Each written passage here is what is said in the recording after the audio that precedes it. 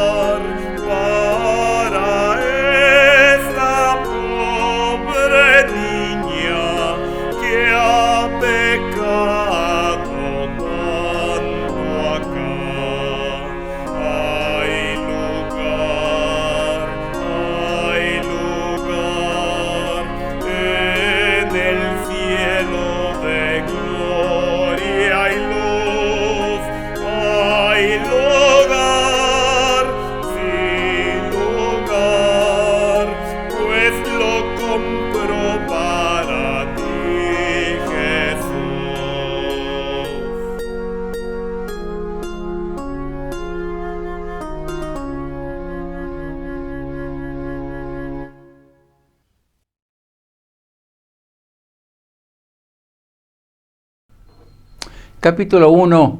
Las enseñanzas sabias de una madre. Después que el caudillo de Israel, Josué, fue sepultado, así como toda esa generación, leemos que se levantó después de ellos otra generación que no conocía a Jehová ni la obra que él había hecho. Jueces 2:10. Nadie le contó a los pequeños de su libertad de Egipto, ni de la nube que los guió por el desierto, o cómo Dios los alimentó por 40 años en el desierto con maná y codornices, ni cómo durante sus 11 jornadas salió agua de una peña para satisfacer las necesidades de todos. Dios deseaba que cada madre, mientras el esposo salía a trabajar, instruyera a sus hijos y les contara lo que Dios había hecho por su pueblo. Y pensó que en el día de reposo, cuando no se trabajaba, el padre tomaría la iniciativa de instruir a sus hijos en la ley de Dios. No fue así. Pero sí les dio órdenes precisas respecto a días, meses y años que claramente tampoco se cumplieron. Dios ordenó separar, es decir, santificar un día cada 7 para dejar de trabajar y pensar en Él. Ordenó 7 fiestas anuales donde no se trabajaría y se recordarían las misericordias de Dios. En una de ellas, irían como familia al templo en Jerusalén a oír la lectura de la ley por 7 días. También ordenó 1 año en cada 7, cuando no se trabajaba la tierra y se comería de lo que recogieran del campo, tendrían tiempo para recordar como familia algo de su historia y los cuidados de Dios para su pueblo. Pero no se hizo. Esto fue ayer. Hoy, Dios espera que nuestro amor hacia Él nos impulse a hacer algo similar. Por el bien de nosotros, por el bien de nuestro matrimonio, por el bien de nuestros hijos y nuestras hijas. Dios nos da la libertad de decidir cómo hacerlo, porque nos ve como seres con habilidades cognitivas avanzadas. ¿Cómo lo haces tú? Pero volvamos a nuestra historia. Mientras hacían juntas las labores del hogar, ¿qué platicarían la madre de nuestra historia, que llamaremos Sera, con su hija, a quien le pondremos el nombre de Sibia? Le contaría las victorias de Israel, sin faltar los milagros de Eliseo y su confrontación con los profetas de Baal en el monte Carmelo. Todo esto para confirmar en su corazón que pertenecen como pueblo a un Dios fuerte y celoso, que hace misericordia con los que le temen. No faltó que comentara la voz de los profetas de esa época, que hablaban de severa disciplina si seguía el pueblo en sus malos caminos. Sin duda, le narró lo que pasó en el tiempo de los jueces, para confirmarle que Dios cumpliría su palabra que dijo por Moisés, porque veía que lo dejaban. Dijo Dios: Jehová te esparcirá por todos los pueblos. La madre buscaba que naciera en su hija el temor de Dios, para que jamás lo desobedeciera.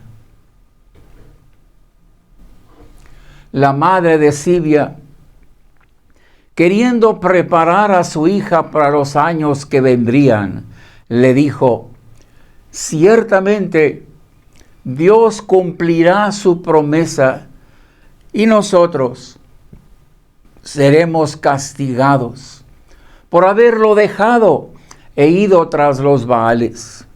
Pero para ti, hija mía, los sucesos no vendrán como castigo, sino como ocasión para probar tu fe. No dudes del poder de Dios para cuidarte, y jamás te olvides del Dios de quien eres y a quien sirves. Él jamás te dejará a ti si nunca lo dejas tú a Él.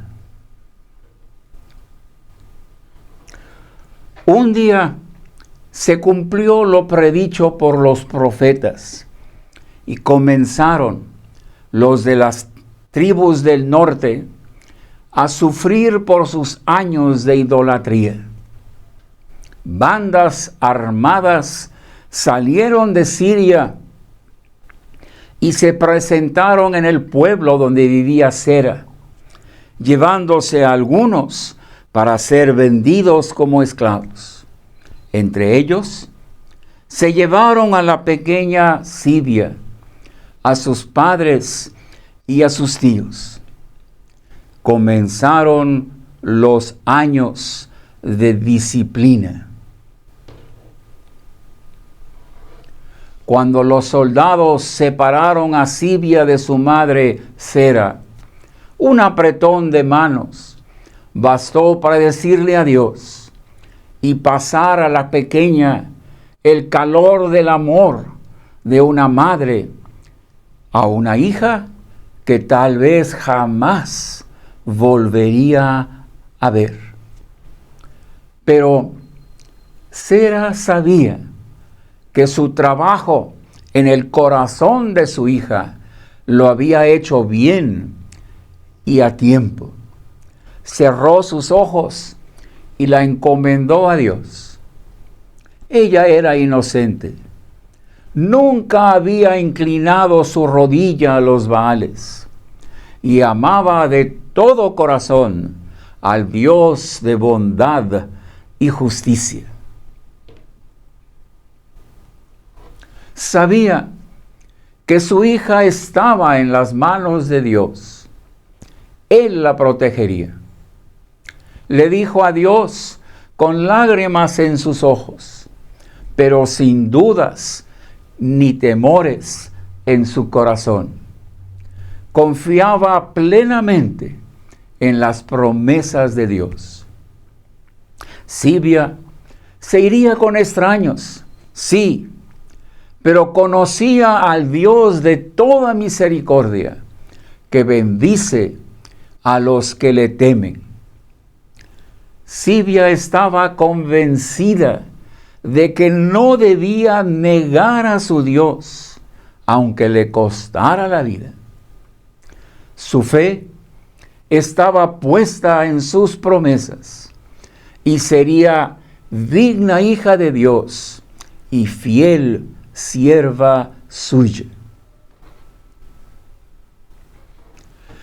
Después de ir de mercado en mercado, ver cómo su mamá y su papá fueron comprados como esclavos y separados del grupo, y que su hermanito desapareció, le tocó ser vendida a ella.